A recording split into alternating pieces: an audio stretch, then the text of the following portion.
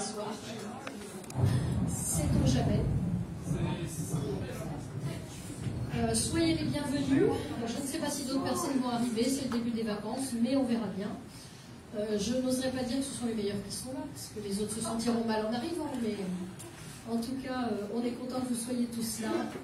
Même peu nombreux, le Seigneur est au milieu de nous. Il n'a pas besoin de beaucoup de monde pour répandre son esprit sur nous non plus. On va prier.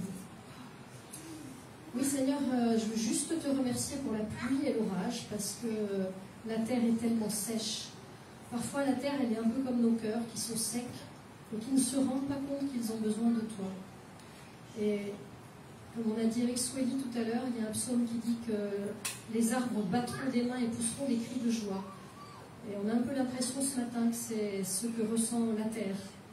En tout cas, moi je suis dans la joie parce que la terre avait besoin de pluie et qu'elle est là. Merci pour ça, mais merci surtout parce que tu as arrosé nos cœurs avec ta vie, avec ta bonté, avec toute ta bienveillance. Et pour ça, nous te disons ce matin un grand merci. Amen. Alors, je voudrais parler des vacances d'une façon dont on n'a pas l'habitude d'entendre parler ce matin. Parce que les vacances d'été, en fait, quand on est un groupe comme nous, on se voit tous les dimanches, etc., on discute ensemble, on se dit, tiens, vous partez en vacances, quand est-ce que vous partez? Et ça peut être des moments très difficiles à vivre pour certains. Ça peut être des moments de solitude pour certains.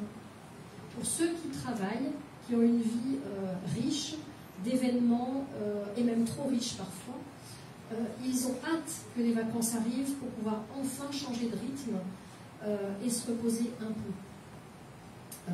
Pour ceux qui ont des enfants qu'il faut occuper pendant toutes les vacances, ça peut aussi être une période un peu redoutée parce qu'elle va être surchargée et je sais de quoi je parle. Mais pour ceux qui sont tout seuls, c'est parfois un temps qui est redouté parce qu'on ressent l'absence des autres. On les voit partir les uns après les autres, mais on est exclu des vacances, on est exclu de ce que vivent les autres. Alors qu'est-ce qu'on fait quand on se sent seul et peut-être exclu? Mais vous savez, même au milieu d'une salle pleine de gens, moi je l'ai ressenti dans mon travail, on était à peu près 600 dans un séminaire, mais je peux vous dire que je me sentais très seule au milieu de 600 personnes. Donc ce n'est pas forcément le nombre qui fait qu'on va se sentir bien. Parce que quelquefois, on ne partage rien du tout avec les gens avec qui on est. Bref, tout ça pour dire que la solitude, elle peut toucher tout le monde, à n'importe quel moment et quelles que soient les circonstances. Et je peux vous dire qu'il m'est arrivé de me sentir très très seule. Mais je vous dirai après comment les choses ont pu changer et évoluer. Ce qui m'a aidé, c'est de garder ma foi en Dieu et de développer, d'intensifier ma relation avec lui dans les moments où je me sentais seule. Donc, il était question maintenant que 2 chants arrivent, mais je crois que... oui, d'accord. On a une solution, il faudra peut-être vous avancer parce que ce sera petit, mais allez-y, n'hésitez pas à vous déplacer si vous avez besoin. Il y a assez de chaises là pour tous ceux qui sont assis de l'autre côté. On va faire comme ça en attendant.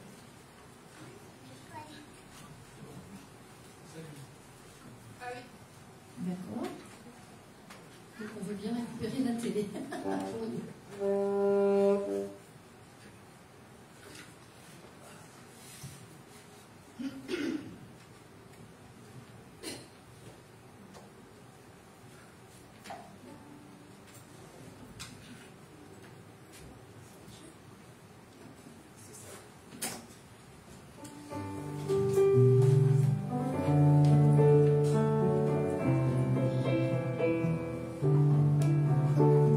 Dans ce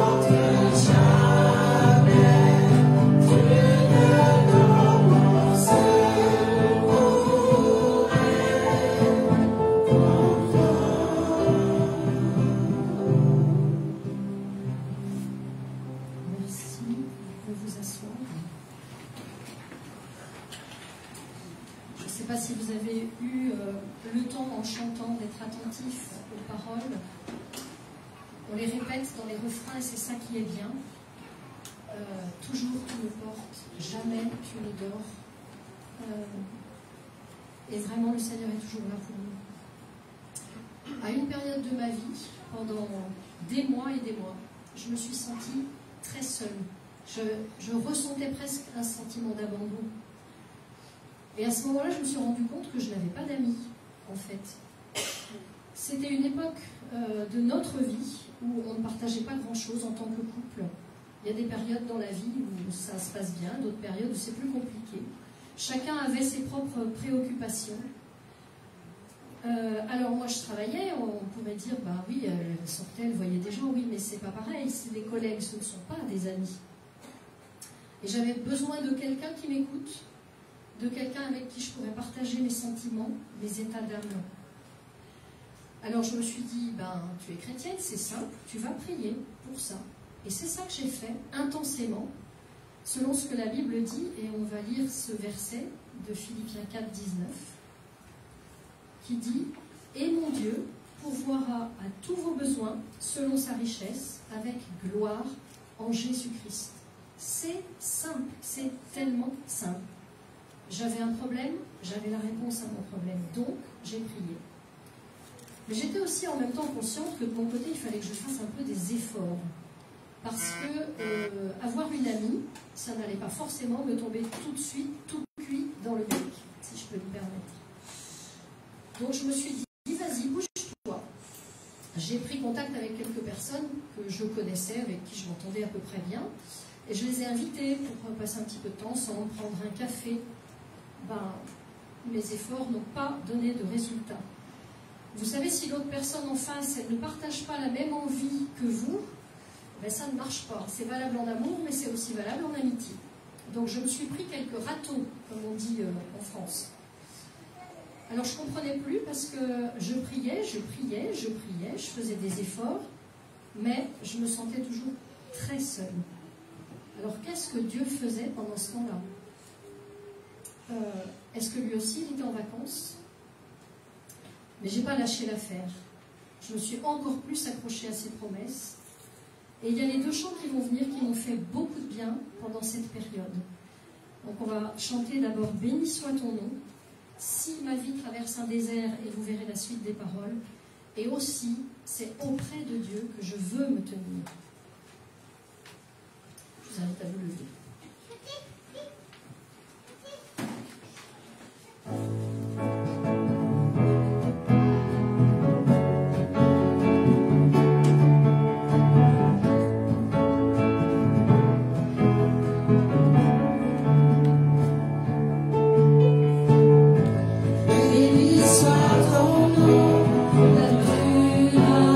L'abondance et verse ta bienveillance.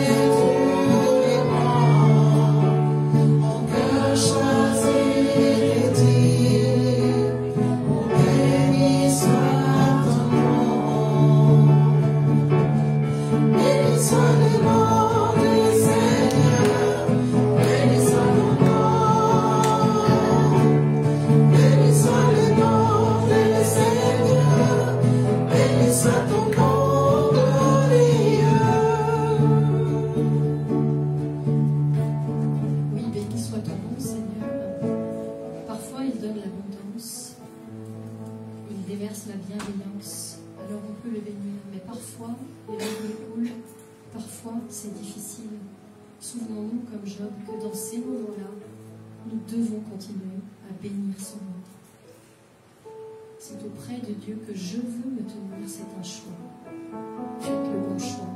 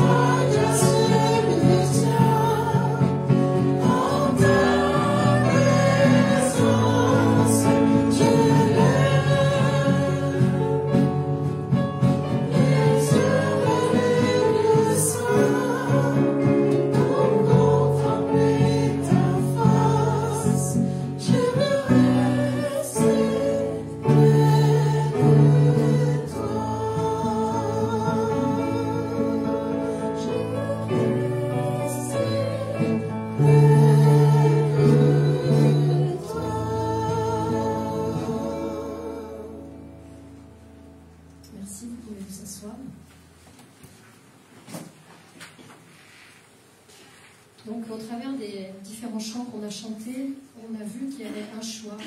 Je veux rester près de toi, c'est auprès de Dieu que je veux me tenir. Mais ça ne se fait pas tout seul, ça demande des efforts. C'est pas toujours évident, mais ça porte du fruit. Donc même sans résultat dans mes recherches, même dans la solitude que je ressentais toujours, je savais que Dieu n'allait pas m'abandonner et que peut-être c'était nécessaire que je passe par un temps de solitude. Et finalement, après coup, j'ai pu réaliser que cette période m'avait finalement beaucoup apporté. Parce que j'ai dû crier vers Dieu, j'ai dû le supplier, j'ai dû répandre devant lui toute la tristesse de mon cœur pour enfin comprendre qu'il est mon seul bien. Mais dans sa bonté et au bon moment, le Seigneur m'a permis de trouver une amie. Elle m'a donné beaucoup de joie, elle m'en donne encore beaucoup. Et ensemble on a prié, ensemble on a lu la Bible, ensemble on a lu des témoignages, des livres chrétiens. Ensemble, on s'est écouté l'une l'autre dans nos difficultés, on s'est encouragé et on a grandi ensemble. et ce foutu sentiment de vide et de solitude, et même de désespoir, je peux vous dire qu'il est parti. Et combien, je remercie le Seigneur pour ça. Si ça ne s'était pas passé comme ça, je ne serais pas là pour en témoigner devant vous non plus aujourd'hui. Et maintenant, j'ai plusieurs amis, grâce à Dieu, mais je le loue quand même pour cette période difficile qui m'a beaucoup appris. Peut-être vous passez dans une période difficile, ne lâchez pas Dieu. Lui, il ne prend pas de vacances jamais. Et il va vous écouter, il va vous répondre au bon moment. Quelquefois, nos cœurs sont durs et il y a besoin de passer dans des moments difficiles pour qu'on se souvienne qu'il est mon seul bien. Il est le seul à pouvoir répondre à mes difficultés. Pour clôturer ce petit échange, je vous propose de chanter le chant « Il m'aime, il m'a tant donné, je ne reste pas seul dans la nuit ».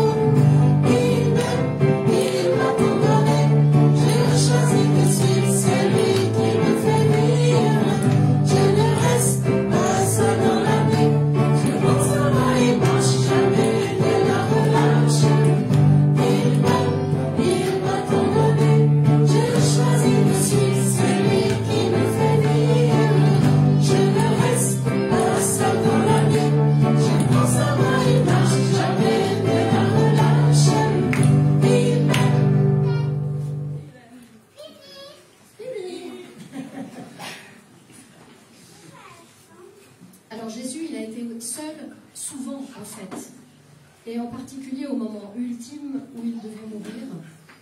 Même ses disciples se sont enfuis, et Dieu lui-même l'a abandonné. Il le fallait. Même Pierre, il l'a renié 3 fois. Alors la solitude, il en connaît un rayon. Et celui qui connaît tout de la solitude peut aussi se tenir près de vous. On va lire un verset dans Matthieu 26, le verset 39. Puis, ayant fait quelques pas en avant, il se jeta sur sa face et pria ainsi. Mon Père, s'il est possible que cette coupe s'éloigne de moi, toutefois non pas ce que je veux, mais ce que tu veux. Oui, nous aussi, on aimerait bien quelquefois que nos difficultés s'éloignent de nous. Mais cherchons d'abord la volonté de Dieu. Alors si vous vous sentez seul, si vous vous sentez désespéré, s'il y a des difficultés dans vos vies, il y a de l'espoir, je vous l'affirme. Et ici, dans cette église, il y a certainement quelqu'un qui peut vous écouter. Il y a peut-être un ami que vous n'avez pas encore trouvé. Ne vous lamentez pas tout seul dans votre tristesse, dans votre désespoir, mais bougez-vous. D'abord priez, suppliez le Dieu Tout-Puissant. Ne vous plaignez pas constamment, ce ne sera pas une solution de se sentir victime de la situation et de se comporter en victime. Ça ne fait qu'amplifier les choses. Et c'est une solution de facilité, mais ça n'apporte rien de bon. Il faut que vous preniez le taureau de la solitude, le taureau des difficultés par les cornes, et que vous teniez bon. Alors priez, priez, priez, et priez encore. Lisez des livres de témoignages chrétiens. C'est toujours enrichissant de voir comment les autres s'en sortent. Et ça nous aide nous-mêmes. Et bien sûr, si personne ne vient vers vous, alors vous allez vers les autres. Et faites leur part de vos difficultés. Sachez que vous n'êtes pas seul à passer un moment difficile. Lorsque je me suis ouvert à cette amie, en fait, elle passait exactement par des problèmes similaires aux miens. Donc, quelquefois, on n'ose pas, on se dit qu'on est tout seul dans notre situation, mais ce n'est pas le cas. Pensez aussi que peut-être ici, dans la salle, quelqu'un se sent seul. Demandez à Dieu de vous montrer qui sont les personnes vers qui vous pouvez aller, pour leur donner un mot d'amitié, un mot de réconfort, leur faire du bien. Et dans le courant de vos vies, de vos semaines, ça ne prend jamais trop de temps d'envoyer un petit message d'encouragement à quelqu'un qu'on sait en difficulté. C'est tellement un baume sur le cœur. Et en agissant pour le bien des autres, en fait, c'est à vous-même que vous allez faire du bien. Je vais terminer avec ce psaume 68, le début du verset 6, qui dit « Dieu donne une famille à ceux qui étaient abandonnés, il délivre les captifs et les rend heureux. Les rebelles seuls habitent des lieux arides. » Je vais prier avant que Elcio prenne la parole pour la prédication. Seigneur, tu connais toutes les difficultés de nos vies. Parfois, ce n'est pas la solitude, c'est l'hyperactivité. C'est trop de choses dans nos vies qui nous posent problème. Parfois, c'est le grand vide qui nous pose problème. Mais Seigneur, ça peut être des problèmes financiers, des problèmes de travail. Quoi que soient nos difficultés, Seigneur, aide-nous à vraiment toujours venir à toi, prier, prier, prier. Parce que tu es un Dieu qui entend. Parfois, tu ne réponds pas tout de suite. Ton timing n'est pas le même que le nôtre. Mais tu sais ce que tu fais. Et tu agis pour notre bien, pas pour notre tort. Tu es celui qui nous aime profondément. Si tu nous as créés, c'est parce que tu voulais nous aimer profondément. Nous sommes ton trésor. Nous sommes précieux à tes yeux. Mets tes paroles dans sa bouche et bénis ce temps où il va encore parler avec nous et nous parler de toi surtout. Amen.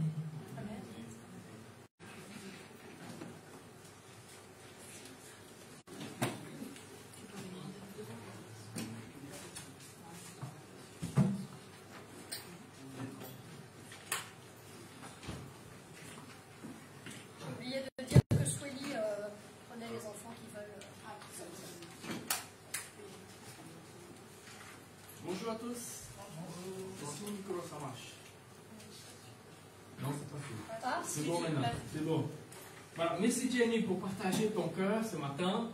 Je pense que nous avons compris un peu ce que Jenny voulait dire. Elle a parlé de la solitude. Qui a jamais passé par là? Lève la main. Nous tous, nous avons passé des moments de solitude. Et ce matin, quand elle m'a partagé à propos de la solitude, j'ai dit, tiens, voilà, je vais te suivre quand même dans ma prédication. Elle a parlé de quelque chose d'elle-même, et c'est vraiment bien. Des fois, on n'a pas le courage de dire ce que nous pensons. Des fois, nous voulons toujours que les gens pensent que tout va bien pour nous. Et en fait, non. Des fois, ça ne va pas. Et quand tu connais la personne, des fois, tu dis, tiens, voilà, aujourd'hui, tu n'es pas bien. Hein? Vous avez déjà passé pour des expériences comme ça. Quelqu'un qui voit et dit, tiens, il y a quelque chose. Ça va? Et tu dis, ça va, ça va. Tu dis, non, non, non, ça ne va pas. Dis-moi. Et là, tu ouvres ton cœur et tu parles. Donc ce matin, je voudrais partager ça avec vous, parce que ça nous concerne tous. Donc, combattre la solitude. Combattre la solitude. Et là, je voudrais avoir un autre exemple biblique. C'est l'apôtre Paul. Qui n'a jamais pas entendu de parler de Paul? Saint Paul, l'apôtre Paul, ou simplement Paul. On connaît ses études sont là, ses écrits sont là. Et nous allons revenir dans un moment de sa vie. Je pense que j'ai déjà parlé de ça ici. Timothée, c'est le livre de mon cœur. J'aime beaucoup Timothée. Enfin, je m'identifie avec Timothée. Et l'apôtre Paul, il va écrire à Timothée. Et 2 Timothée, donc on va ouvrir nos Bibles et vous gardez la Bible ouverte parce qu'on va regarder souvent là-bas, 2 Timothée au chapitre 4. Et nous allons lire pour le moment du verset 9 jusqu'au verset 21. Et là, je vous laisse lire. Donc on aura besoin peut-être 2 ou 3 volontaires parce que je divise en 3 les diapos. Donc on va essayer de lire. Donc écoutez bien les textes, ok? On va s'attacher au texte ce matin, on va comme d'habitude, et vous allez voir, mon intention ce matin, c'est que vous sentez le cœur de quelqu'un qui est dans la solitude. Ça y est, c'est bon? Hello? Ok, c'est bien, merci beaucoup. Il y a Jenny qui m'a taquiné et Daniel aussi, parce qu'ils étaient dans notre église dimanche passé. Vous avez vu qu'ils étaient dans notre église. Et il a dit que là-bas, les gens disent oui, alléluia, merci. Je dis, ah, on va essayer de faire comme même ici, de temps en temps. Donc, je vous laisse lire. Ça y est, c'est bon, vous pouvez lire? Vous pouvez voir bien voir? Peut-être je ferme ici. Voilà, quelqu'un peut lire. Tâche de venir me rejoindre très vite. En effet, Démas m'a abandonné. Parce qu'il aime trop les choses de cette terre, il est parti à Thessalonique. Crescent est parti en Galatie et Tite en Dalmatie. Seul Luc est avec moi. Prends Marc et amène-le avec toi. Il m'est très utile pour le service de Dieu. J'ai envoyé Tychique à Éphèse. Ensuite, apporte les vêtements que j'ai laissés à Troie et Carpos. Apporte aussi des livres, surtout les parchemins. Alexandre le forgeron m'a fait beaucoup de mal. Le Seigneur lui donnera ce que ses actes méritent.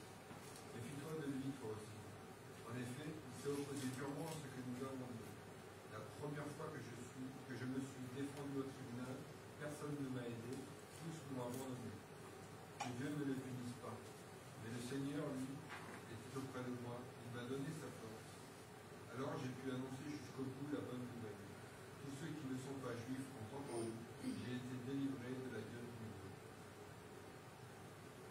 Le Seigneur me délivrera de tout mal. Il me sauvera en me faisant entrer au ciel, dans son royaume. Rendons gloire au Seigneur pour toujours. Amen. Salut Priscille et Aquilas, et aussi la famille d'Onésiphore. Eraste est resté à Corinthe. J'ai laissé Trophime à Milet parce qu'il était malade. Tâche de venir avant la mauvaise saison. Eubule, Pudence, Lunus, Claudia, ainsi que tous les frères et sœurs chrétiens te saluent.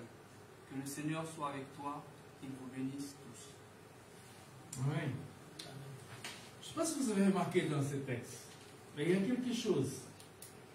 Paul, c'est l'apôtre, le grand gars, voilà, c'est lui qui a amené la multitude avec lui, qui était là, les gens, à ce moment de sa vie, il est vraiment tout seul. Et on va voir tout à l'heure là où il était et comment il s'est sorti de là. Je pense que ça, c'est le plus important. Parce que des fois, on dit, voilà, je m'identifie à ça, je suis dans la solitude, je suis seul, et qu'est-ce que j'ai fait? Jane a déjà donné quelques idées, et je vais essayer d'ajouter ça ce matin. Mais, donc, j'ai divisé ça en 2 parties. Donc, une partie aujourd'hui, on va parler plutôt de ce que vous allez voir tout à l'heure, je ne vais pas répéter maintenant. Et la deuxième partie, on va voir comment Paul a géré ça dans sa vie. Et ça va nous encourager peut-être au moment quand on sera seul, dans la solitude, dans les difficultés, comment on pourra faire, comment on pourra s'en sortir de là.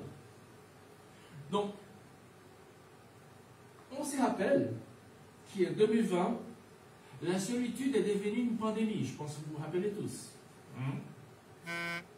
Après tout, pour ralentir la transmission de la pandémie de Covid-19, et pour gagner du temps et équiper les systèmes de santé, qu'est-ce qu'ils ont fait?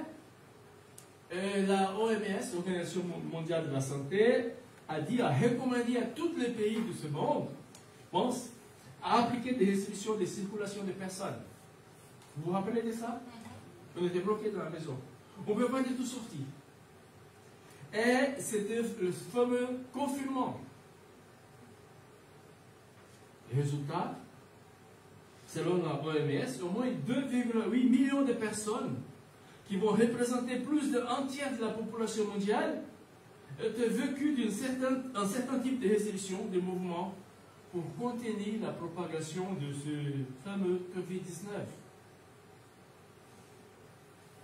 Le problème de la solitude n'affecte pas seulement ceux qui vivent seuls. C'est-à-dire que quand on pense solitude, on pense quelqu'un qui vit seul. Mais en fait, on va voir, quand on regarde un peu plus proche, on va voir que vivre seul, c'est vrai, ça peut apporter de la solitude, ça peut augmenter les risques, mais la solitude, ce n'est pas tout simplement une conséquence de l'absence de personnes. La foule, des fois, c'est l'endroit plus solitaire. Vous avez pu sentir seul parmi, des fois, beaucoup de gens. Ça se passait déjà. Il y a beaucoup de gens autour de vous, mais vous vous sentez seul. Vous n'arrivez pas à connecter avec les gens. Pourquoi que des fois, c'est possible même d'être seul, même en famille? Donc, la solitude ne dépend pas du nombre de personnes qui nous accompagnent à un certain endroit. C'est au travail, à la maison, sur les réseaux sociaux, qui c'est vraiment... Mais, qui sont là à ces moments, mais du type de relations que nous entretenons avec ces personnes. Et je pense que c'est ça qui compte. C'est le type de relation. Je me disais tout à l'heure dans son exemple personnel qu'elle avait des gens qui travaillaient, qui étaient aux côtés d'elle, mais elle se sentait seule. Et des fois, c'est un peu comme ça. On est là, les gens sont là, mais je me sens seule, je n'arrive pas. Voilà, je n'arrive pas à me connecter. De plus en plus, les gens sont seuls aujourd'hui. Elles cherchent les moyens de lutter contre la solitude. Donc, il y a un moyen que les gens vont trouver, il y a beaucoup de gens qui vont sur les réseaux sociaux. C'est pas combien des amis vous avez en Facebook, c'est tout ces trucs qui est là, Instagram, WhatsApp. Et donc, on a followers, on a beaucoup de gens. Mais est-ce que ces gens nous connaissent? Est-ce que nous connaissons ces personnes? Et ça là, on sait qu'il ne va pas résoudre le problème de la solitude. Et la question pour nous ce matin, c'est comment savoir si on souffre de la solitude? Donc je vais vous montrer, peut-être qu'ils vont faire bouger derrière, là, pour bouger le... Voilà, donc, quelques symptômes de la solitude, peut-être que vous les savez, mais peut-être, des fois, vous savez, des fois, l'être humain est un peu têtu dans le sens que je ne vais pas admettre que je passe par ces problèmes. Je ne peux pas admettre que ça me fait mal. Donc, des symptômes de la solitude. D'abord, c'est que la personne ne sent pas en syntonie.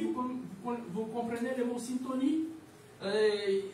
Donc, j'ai demandé à Jacqueline, voilà, donc j'ai demandé à Jacqueline de corriger, elle dit, je ne comprends pas bien le mot syntonie. Donc, j'ai dit, ok, d'accord, pas ça, à cause de ça, je vais chercher sur le dictionnaire. Donc, je vous dis la définition. L'état d'une personne en parfaite harmonie avec son environnement et ses sentiments. Donc, en fait, la solitude, c'est au contraire.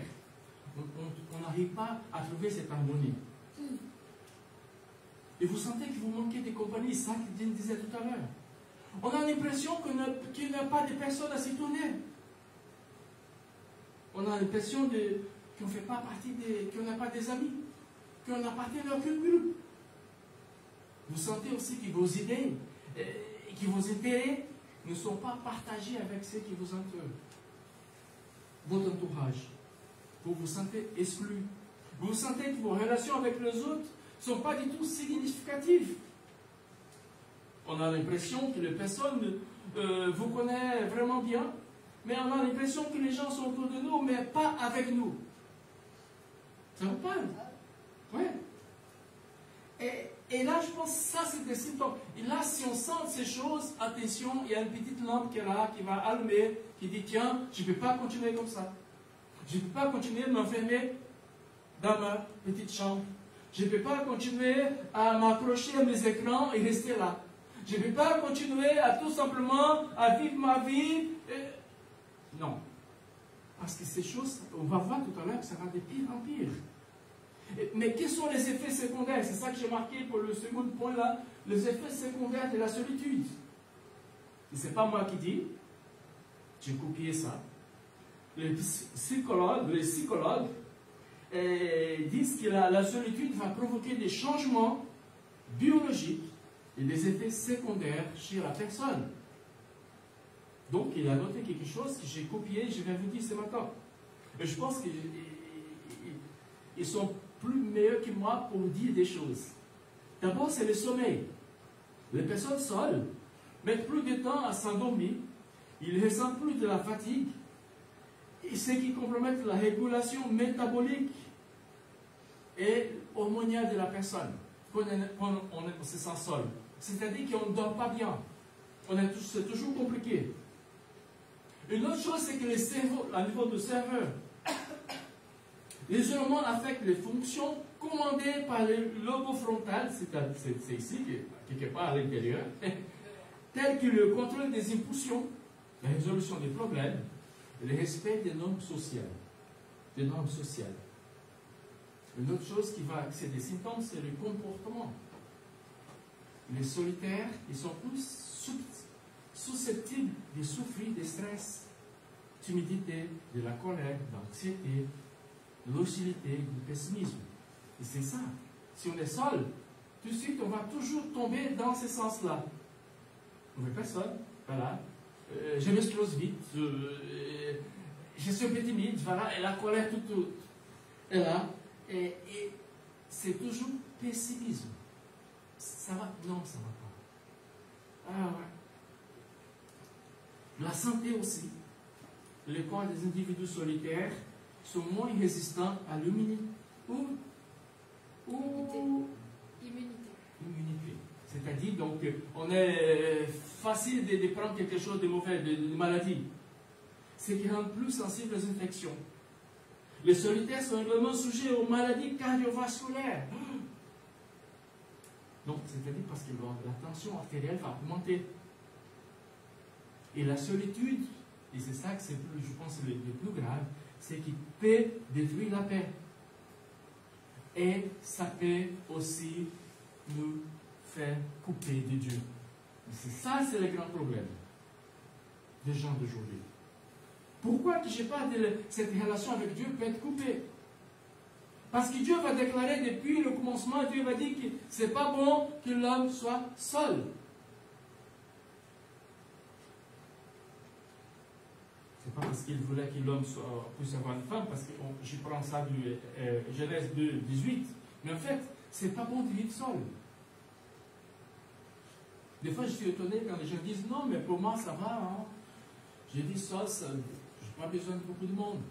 Et c'est vrai qu'après le Covid, il y a beaucoup de gens qui ne sont pas revenus à l'église. Ils ont dit voilà, c'est bien, j'ai toujours mon culte là, je peux envoyer mes offrandes, ma dîme par virement bancaire, donc je n'ai pas besoin de gens.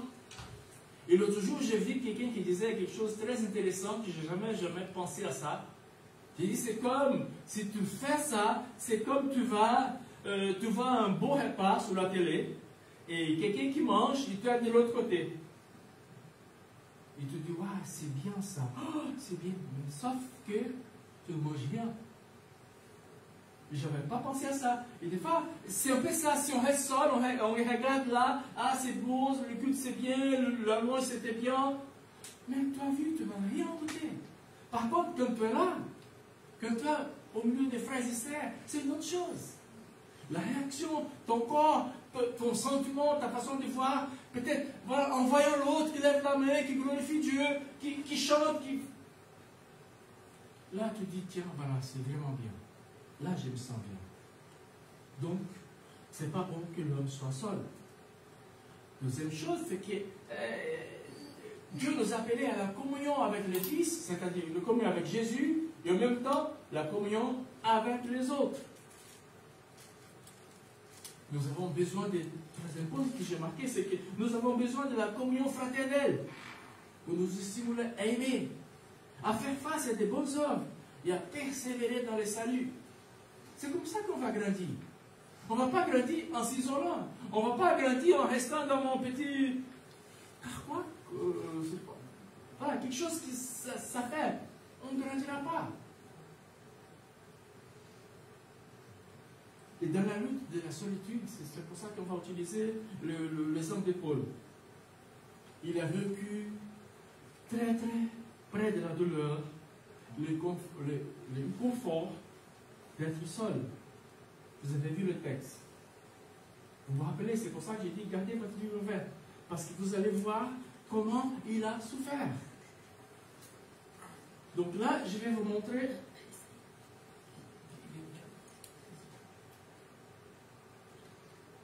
Je vais vous montrer. Ah, c'est bon.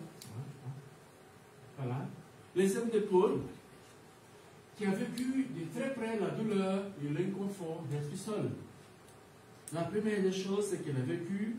Et peut-être là, on va s'identifier. Et je vais dire, et là, peut-être on va dire, voilà, je peux m'en sortir.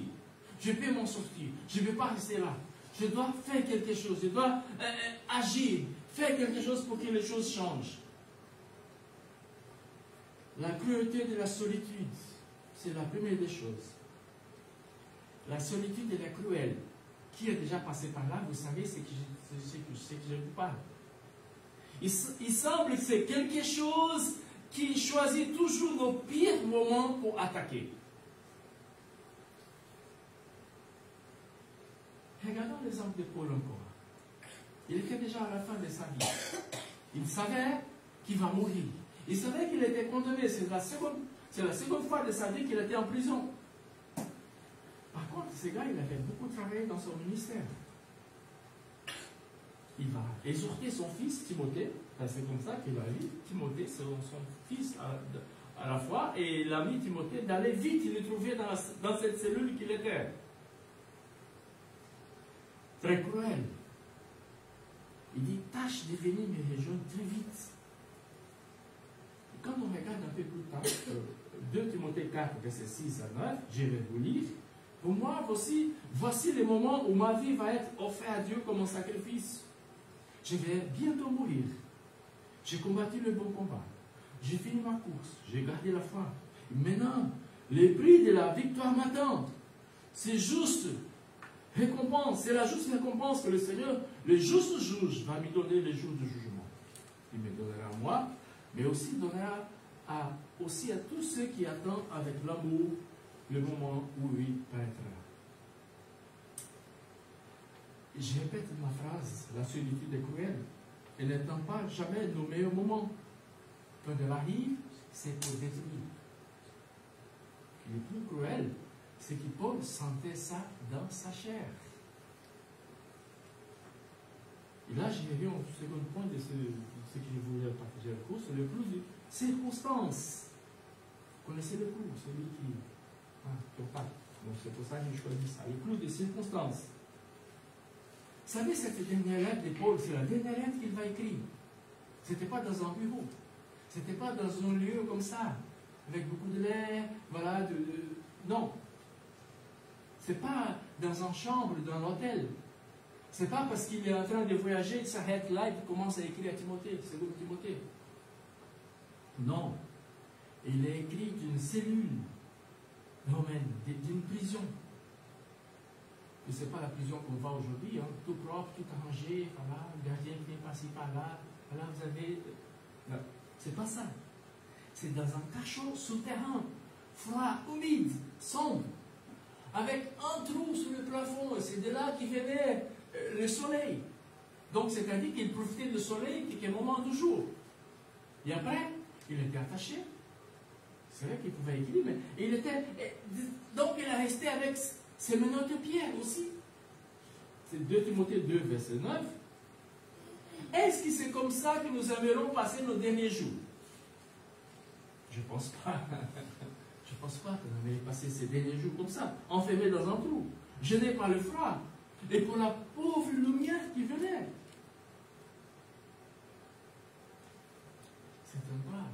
Certainement pas, on ne veut pas faire ça.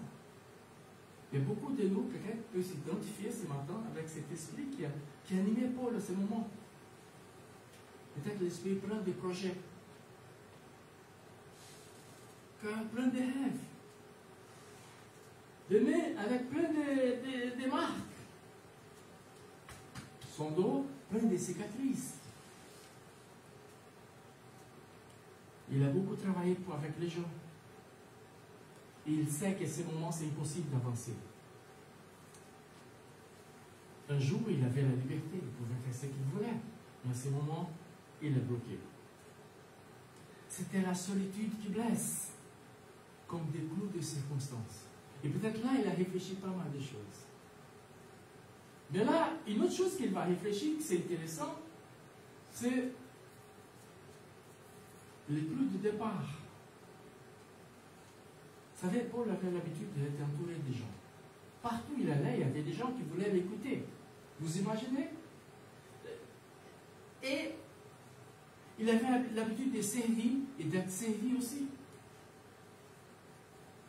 Une lecture rapide de la situation finale de la lettre vont confirmer cette réalité. Si vous êtes là, vous allez regarder 2 Timothée 4, verset 19-21, c'est ça que j'ai envie de lire. Mais Paul va nommer au moins 9 personnes, ses compagnons et ses connaissances.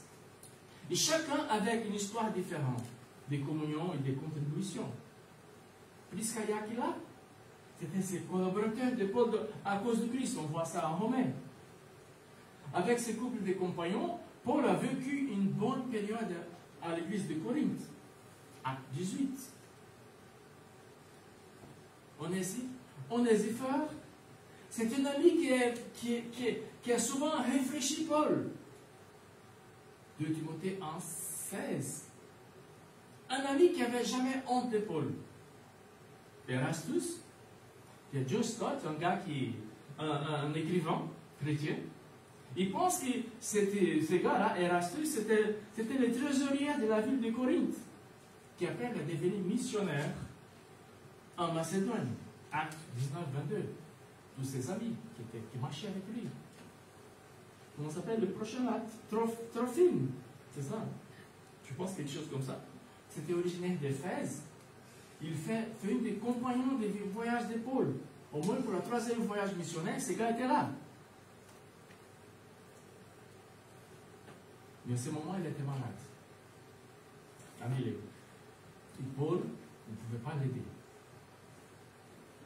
Eubulus, Prudent, Linus, Claudian, tous les frères, ce sont probablement des nouveaux chrétiens qu'il a fait à Rome, là où il était.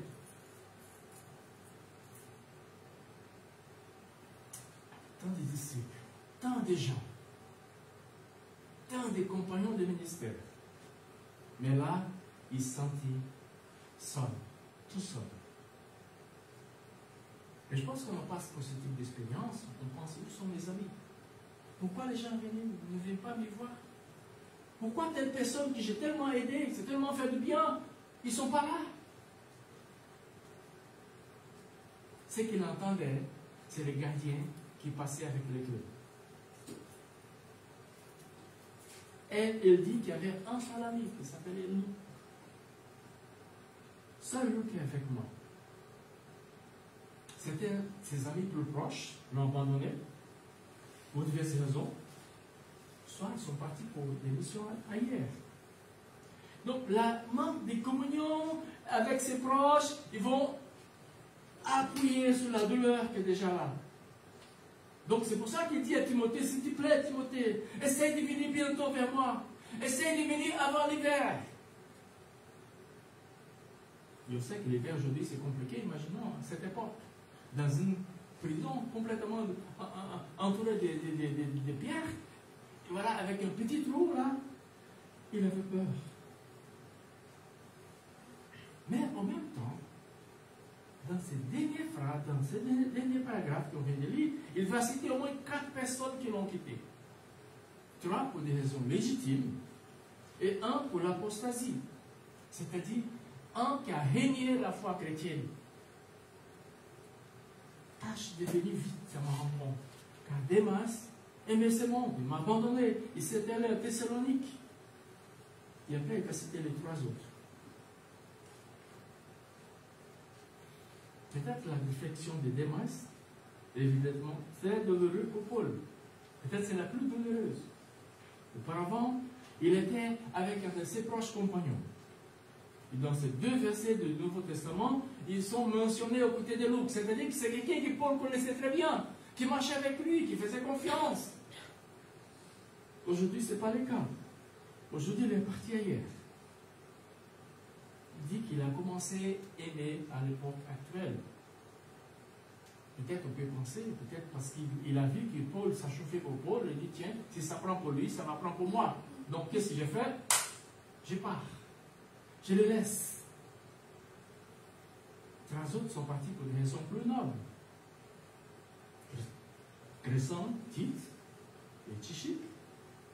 Chacun avait sa partie des choses. Donc après une vie de communion, de collaboration, Paul va vivre ces derniers moments tout seul.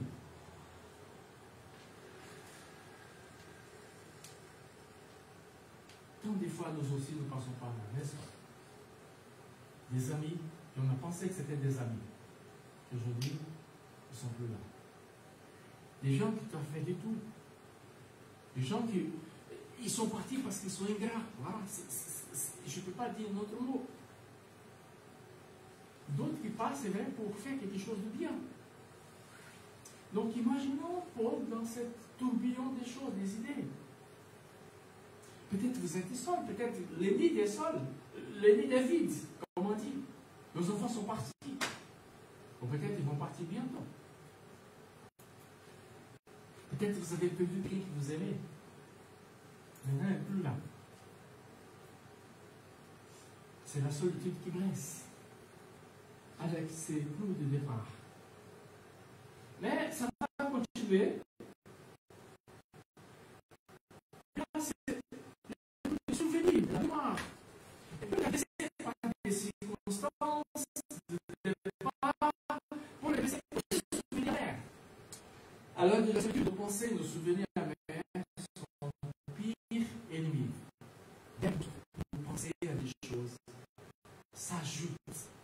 Dans ce cas, Paul va ruminer l'idée que l'hiver vous fait arriver. Et peut-être Timothée ne va pas arriver. Peut-être c'est un péché de révéler. Peut-être il se souvient de ces bons combats qu'il a eus dans sa vie. Mais à ce moment, il souffre. Et là, il va dire quelque chose concernant quelqu'un. Alexandre le Forgeron m'a fait beaucoup de mal. Le Seigneur lui donnera ses actes mérites. Et des fois, dans ces moments, on pense à des gens qui ont fait le bien et qui nous font du mal. Et là, on dit, tiens, mais c'est pas possible, je ne comprends pas, Seigneur, tu n'es pas là, tu n'es pas vu. C'était fait, j'étais là. Et maintenant, qu'est-ce qu'il va faire? Peut-être que vous avez déjà passé par là, peut-être que vous avez déjà entendu quelqu'un qui a dit ces choses. Il dit, mais pourquoi il a fait ça? Pourquoi ses frères ne sont pas venus les soutenir au moment qu'il était là pour son jugement? Et comme on va à Alexandre le Forgeron, peut-être c'est quelqu'un qui travaille avec le cuivre. Et peut-être, c'est possible, c'est quelqu'un qui fabriquait des idoles, des images.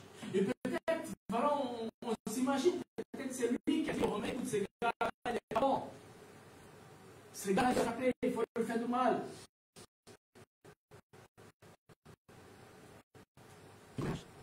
Des fois, on souffre ça. Hein?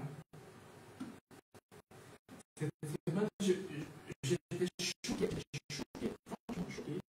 Il m'appelle, il dit des choses, il dit à moi. Wow, c'était fort. J'ai dit non, c'est pas vrai, c'est pas vrai. Et après, j'ai déclaré, j'ai dit écoute, je n'ai pas fait ça. C'est pas mon issue de faire. Et je sais que le Seigneur est juste. Donc, j'essaie de me calmer. Mais parfois, c'est pas facile. Quand quelqu'un t'entend, voilà, les gens parlent mal de toi. C'est pas vrai. Mais c'est comme ça que c'est passé. Et pour Paul, comme ça, c'était pas suffisant, ces gars qui avaient ça. Vous savez, les accusations pouvaient être variées à l'époque de Rome. Peut-être parce que les gens étaient athées, ou peut-être parce que Paul, on s'imagine pourquoi il était en prison, parce que peut-être les gens disaient qu'il était athée et ne croient pas à la religion de l'empereur. Peut-être quelqu'un a dit parce qu'il était un cannibale, parce qu'il dit manger le corps et boire le sang du Seigneur. Ils ont dit ah, ils ont pris à la lettre, ils ont dit ce gars-là il est dangereux, on va le mettre en prison. Peut-être qu'il s'est imposé, voilà. Mais quand même, dans le droit romain, donnait la possibilité des gens qui étaient jugés d'au moins deux personnes pouvaient venir et témoigner, être là-bas pour témoigner. Et peut-être Paul a dit, tiens, voilà, j'ai tellement des amis, j'ai déjà fait des amis dans cette ville, et peut-être quelqu'un viendra pour dire, non, non, non, c'est pas ça, je le connais, il est bien. Et qu'est-ce qui s'est passé? Personne. Personne. Personne pour dire un mot, pour conseiller, pour dire non, pour dire tout simplement, je suis là. Je ne vais pas témoigner, mais je suis là pour lui, je suis son ami. Je le connais. Donc, c'était une solitude. Là, je l'ai marqué. Une voix clé, mais qu'on sache que Paul a combattu la solitude. Il n'est pas cédé à tous ces points qu'on vient de dire. Malgré les circonstances, le départ, les souvenirs amers, il a su combattre cette solitude. Et c'est ça que c'est important. Sauf que, je vais m'arrêter là, et comme ça, je vous donne l'envie de venir le dimanche prochain. Ça y est? Ouais, on n'est pas là. Mais... Quand même, j'ai laissé ces versets. Et j'aimerais bien prier. Il y en a un petit temps, c'est pour ça que je m'arrête maintenant. Parce qu'on pouvait prier. On pouvait dire des choses au Seigneur. Et c'est le moment à nous de dire ça au Seigneur. Je veux que tu es là avec moi. Et l'apôtre Paul dit, voilà, le verset 17, mais le Seigneur, lui, était auprès de moi. Il m'a donné sa force. Alléluia. Il donne la force. Et heureusement, ils ne sont pas comme les autres. Les autres, ils vont chercher ça dans les drogues, dans l'alcool, dans beaucoup de choses. Mais nous avons le Seigneur. On n'a pas besoin de chercher ailleurs. Nous avons le Seigneur. Et c'est lui qui nous fortifie. Et je peux annoncer jusqu'au but. On n'a pas besoin d'aller ailleurs. On n'a pas besoin d'aller pour dire, voilà, qu'est-ce que je pense de ma vie, est-ce que je... Il est prêt pour nous aider. Donc je voudrais bien, à partir de là, avant le temps de prière, qu'on puisse voilà, devant le Seigneur. Voilà, Seigneur. La solitude des fois essaie de m'attaquer. La solitude des fois essaie de me faire mal. Je suis resté jusqu'aujourd'hui parce que, ah, je sais pas. Dites quelque chose au Seigneur. Dites. Et peut-être tout va bien aujourd'hui pour vous. Alléluia, gloire à Dieu. Peut-être c'est lui que vous utilisez pour aller vers quelqu'un qui souffre, qui pense. Vous savez que la personne souffre, qui passe par des situations très compliquées, très difficiles. Je vous laisse prier.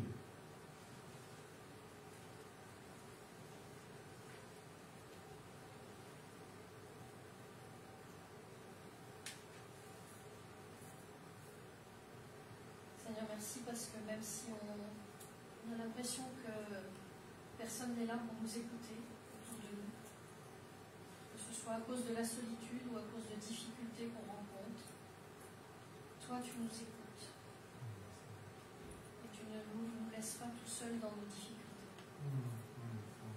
Merci parce que tu es un bon Père. Parfois ça demande de nous des efforts, c'est vrai, de persévérer. Ça nous demande de la foi, de croire que nous ne sommes pas seuls. Mais la réalité, c'est que tu es là. Si on en doute, c'est que l'ennemi essaye de nous faire chuter. Donne-nous, Seigneur, la force de lui dire que tu es là. Merci parce qu'un jour, la délivrance sera là dans les difficultés du moment. Merci parce que tes plans pour nous sont des plans de paix, d'espérance, de bonheur.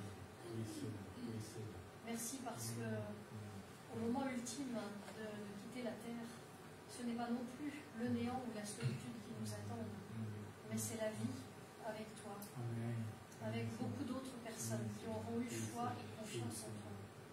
Oui, Seigneur, donne-nous d'être vraiment profondément enracinés dans cette foi, dans cette certitude que tu es là pour notre vie ici, maintenant, et aussi pour après.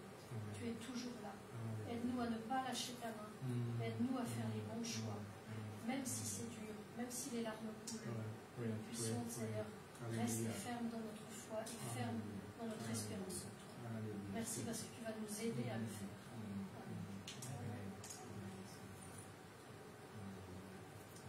On peut être entouré d'un grand nombre de personnes et se sentir très seul. Et Seigneur, dans cette solitude que nous pouvons rencontrer, que ce soit dans notre travail ou au milieu familial ou dans les solitudes qu'on a pu connaître dans le passé, dans l'enfance, qui ont été difficiles, Seigneur, nous savons que toi, tu es avec nous.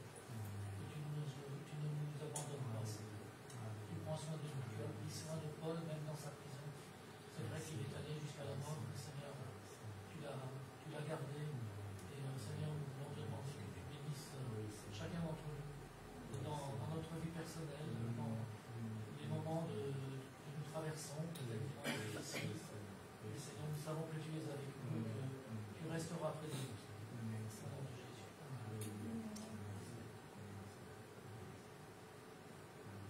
Seigneur, nous voulons te remercier parce que tes plans pour nous sont parfaits. Et parfois, à vue humaine, on a l'impression qu'il y a une erreur de casting ou que le plan n'est pas parfait.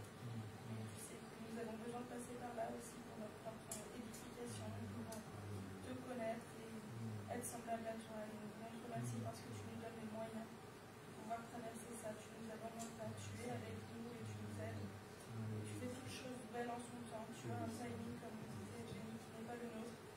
Et aide-nous à persévérer, à ne pas lâcher, à regarder à toi et à être conforme à ce que toi tu as prévu pour nous dans nos vies. On te remercie parce que peu importe où nous sommes, tu nous as donné une église qui est une famille avec qui on peut prier. Et je veux te remercier pour cette église locale, que tu puisses vraiment avoir ta main sur cette église et qu'on puisse croire. Amen.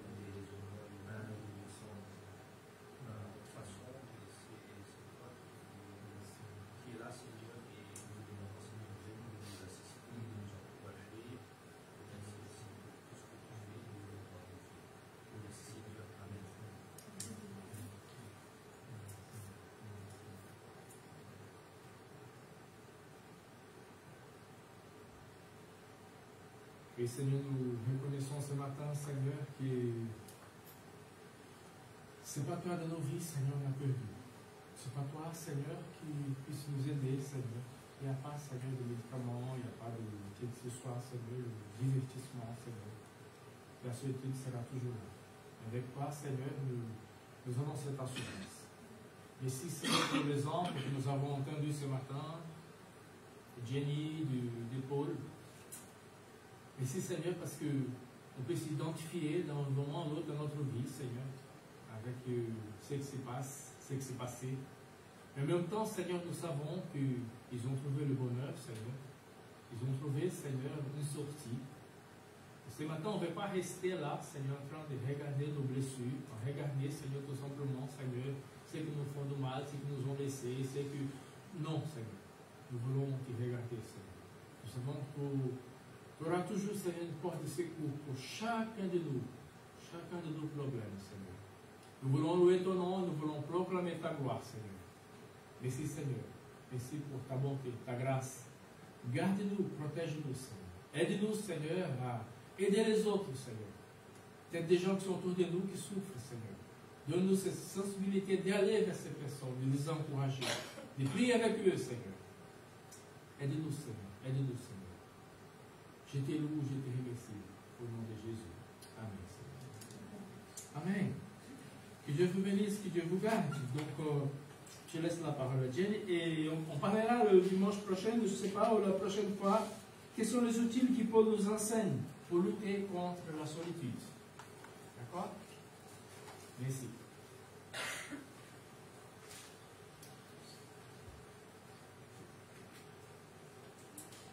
Merci pour ce partage. Fonctionné, j'espère. Oui, merci pour ce partage. Et c'est vrai que c'est tellement important. On peut être des fois seul au milieu d'une foule, mais n'oublions pas que Dieu, il est là. Il faut persévérer à le prier. On rappellera encore un verset tout à l'heure, après les annonces, pour bien s'imprégner de ça toute la semaine. Je voudrais aussi vous signaler, on arrive bientôt à la fin du culte, que pour entretenir cette salle et soutenir aussi les personnes qui nous enseignent, vous pouvez donner de l'argent, vous pouvez donner aussi de votre temps, de tout ce que vous avez à donner.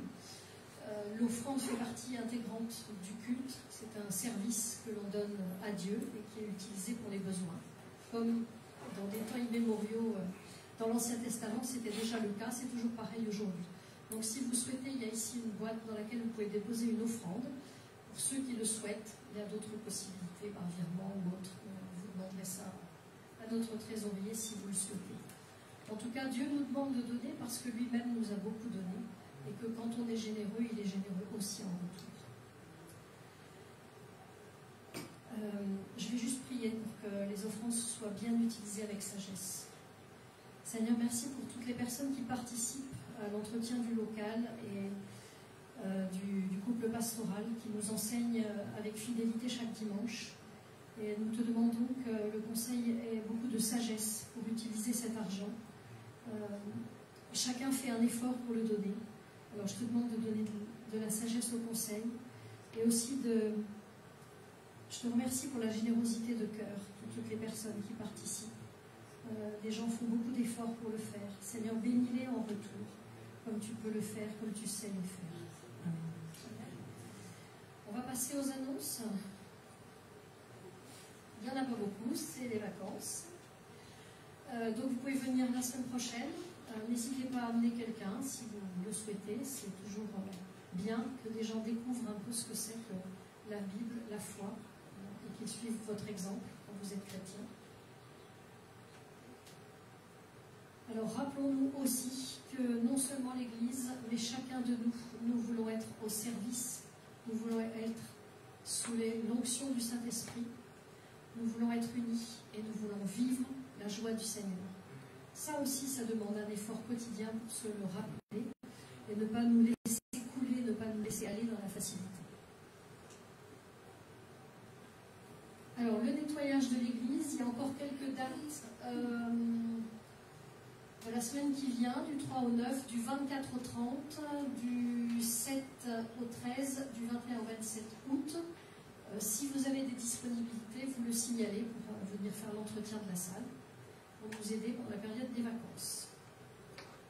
Parce que le ménage, c'est comme à la maison, il n'y a pas de vacances pour l'entretien des locaux. Alors je vous rappelle ce verset de Philippiens 4, 19. « Et mon Dieu pourvoira à tous vos besoins selon sa richesse, avec gloire en Jésus-Christ. Ne lâchez pas prise, il est là, il va vous bénir et vous soutenir. » Bon dimanche, bonne semaine avec le Seigneur et bonnes vacances à ceux qui